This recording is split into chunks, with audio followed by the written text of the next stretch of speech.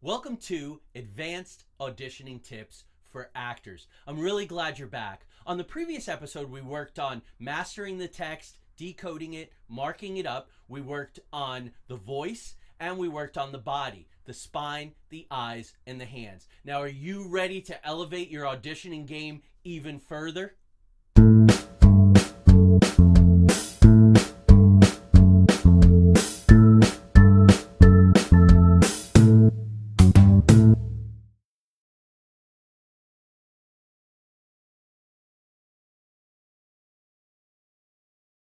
Now, the first thing that I want you to work on is getting into the habit of starting at the end of the character's arc.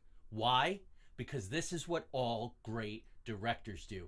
Elia Kazan was famous for it, and it makes a lot of sense. And here's why. There was a certain show that was on cable. It was a hit show. It ran for 4 seasons, but the lead actor was cast from the front of the arc.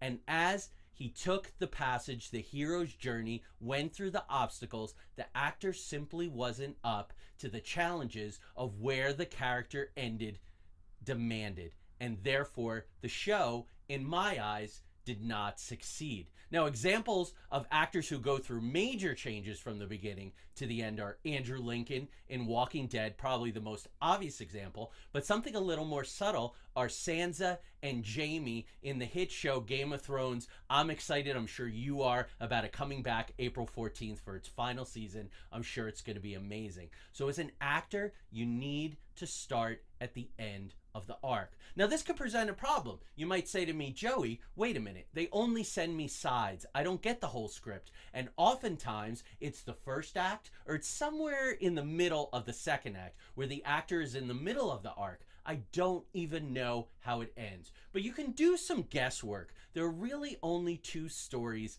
that we tell. One is Boy Meets Girl, and the other one is A Stranger in a Strange Land. I've talked about those before. You can look them up. You can make some comments and I'll explain them more. But keeping those 2 stories in mind, you're gonna get a sense of where this character is gonna wind up. That's gonna be really important. You can work backwards. You can embed all kinds of clues. So start at the end of the arc, work your way back, and give the director a little hint of where you're going. And the rest of the tips that I give you in this advanced video are going to help you make sense and make the most of that.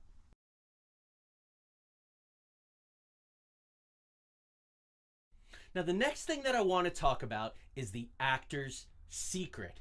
This is a lot of fun. It can be used as an acting exercise. So you're doing an improvisation. Someone comes in, they have a want, someone's already in the room, they're doing some kind of task, and they also have a want, which is probably to be left alone because they have a time-sensitive task. And if you really want to challenge the actors, you give them a secret. That when the secret is revealed, it really changes the stakes and forces the other partner into some kind of decision. Actor's secret is also great for working with subtext. All this time I've been acting like I'm so brave, but I'm really scared out of my mind.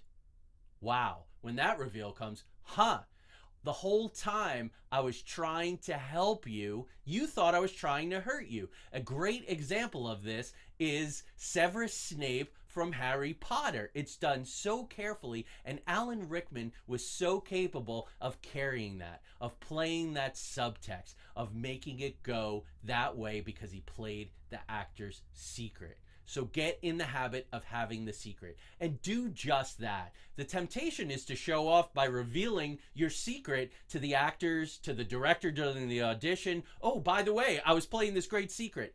Tell no one. Keep it secret from everyone except yourself, but make sure you do it.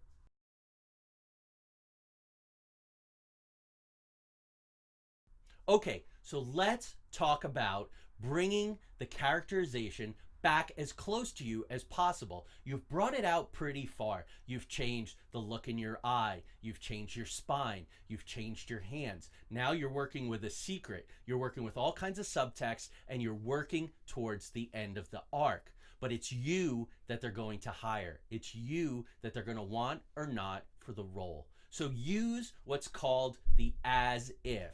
look at every situation as if it was something you could relate to.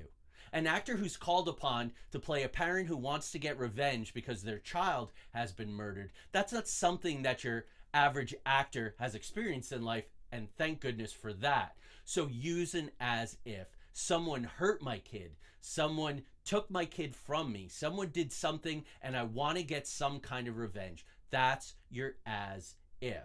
Now, as you're bringing it close to you, you may get an idea to take the road less traveled, to take some kind of chance. And there are classic stories in Hollywood about actors who took a chance. On Broadway, it's legendary. When Stephen Schwartz first wrote Pippin, the narrator was nothing like Ben Vereen, who got the role. But Ben Vereen heard about it, admired Stephen Schwartz, went in and sold the character so well that it was changed.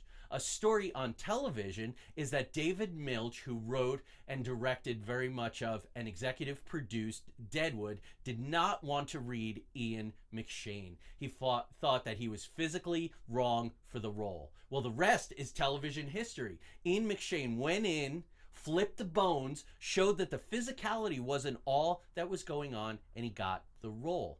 Another example that I love is pretty recent, and it's Fantastic Beasts, and it's Eddie Redmayne. There was quite a bit of pushback because Redmayne was not your typical hero. Big, physical, imposing, confident specimen, and yet he flipped the bones and he turned that character into something truly memorable that people came to love. So work on all of these things, bring it back to where you need to be, and you'll create some tension. You'll create some opposites where what's going on the outside reflects what's going on the inside, and man, is that interesting to watch.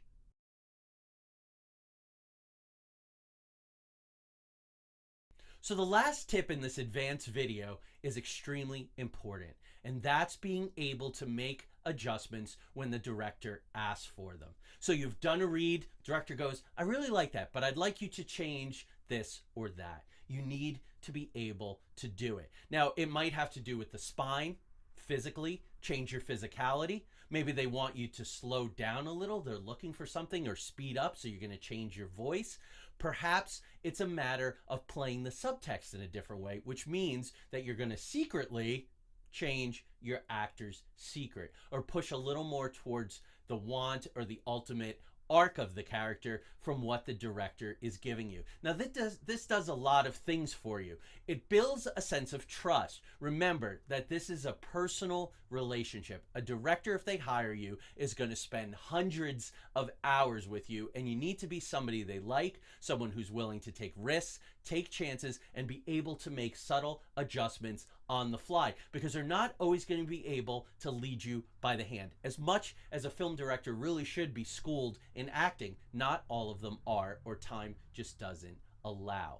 The other thing that you want to be able to do is to demonstrate that once you've made a decision, you can move off of it. After being a director for 30 years, looking at hundreds of actors, if an actor came in and it was so polished and it was so on and it was so right, but they couldn't move off it, that is not an actor, rather. That is a director I ever hired, because you could really get burned, and it ruins the rehearsal process and really the creative process. I also don't like people to come in with anything prepared, memorized, prepared monologues. I want to improv with them. I want to make sure that they can make adjustments. So the last thing that I want to share with you before we end this video is extremely important. If you followed both of these videos and you're upping your game, you're still not getting roles, just remember that there are a lot of factors. If you're controlling all of these things, you don't know. It could be the person you're getting cast against. It could come down to a matter of, well, two actors are the same, but my mentor used to say, all things being equal, nothing is ever equal. Your job is to go into that room, apply all of these things the best you can, leave nothing off the table in your audition, and then to move on to the next one. Okay, so please continue to like these videos. Go ahead and subscribe so you can stay on top of what we're doing. We have a lot of really exciting things coming up. We're really thinking out of the box. We're going to introduce new concepts to you, keep changing things up. Also, we want to tell you that we started a Patreon page. Now, this is going to do several things. It's going to help the theater company continue to upgrade the equipment, make little improvements, continue to make things happen, but also it will give you access to study personally with me, that I can read your writing, we can work together for directing or for acting through Skype. So please go to the Every Day is a Story All Its Own Patreon page and please consider contributing. We're of the philosophy that even the smallest amount helps us in a tremendous way. We will reach out to you and make you a bigger part of the community. Even at those lower levels, it's completely important to me that we engage, that we have dialogue. So thank you all, and remember, every audition is an opportunity to shine and show who you are, and remember that every day is a story all its own. So continue to make the most of it, my creatives. See you soon.